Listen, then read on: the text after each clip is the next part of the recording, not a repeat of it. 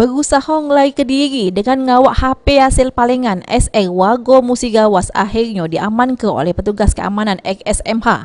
Selanjutnya tersangka pun diserah ke Polsek Kemuning guna dilakukan pemeriksaan. SR 35 tahun sudah maling HP punya keluarga pasien XSMH yang lagi dicas di ruang tunggu XSMH. Di mana pada waktu kejadian pemilik HP lagi tidur. Pas terbangun dari tidurnya, korban pun langsung sadar HP-nya yang lagi dicas sudah melenget.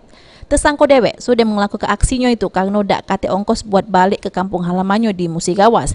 Sehingga rencananya uji SR HP palingan itu nak dia jajo ke sama wong. Pas waktu diaman ke petugas keamanan XSMH. Menurut SR, HP yang dipaling ada di kantong celananya. Bapak itu tidur, HP yang ditaruh di sebelah dia itu Bapak. Aku tadi tidur juga di situ. Jadi kita masuk ke rumah sakit umum itu sebagai apa, nyaman ya, pasien ya? Atau keluarga pasien?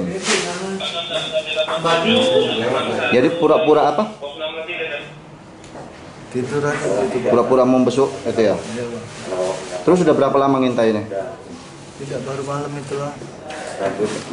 Rencana mau dijual berapa nih? Belum tahu.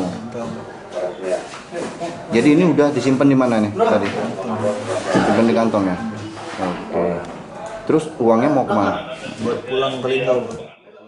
Wahyudi selaku petugas keamanan XSMH kalau HP yang sudah dipaling tersangka SR ialah punya korban bernama Teguh yang waktu itu lagi nunggu keluarganya nyalani gawat inap di XSMH.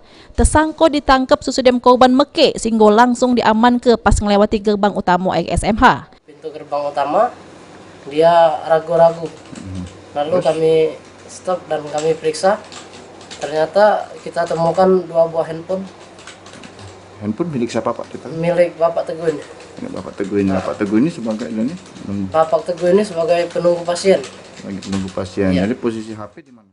Atas diamankannya SR, polisi ini masih melakukan penyelidikan secara intensif terkait kelompok SR yang diduga sudah melakukan aksi maling HP di XSMH. Firman Hidayat, PAL TV.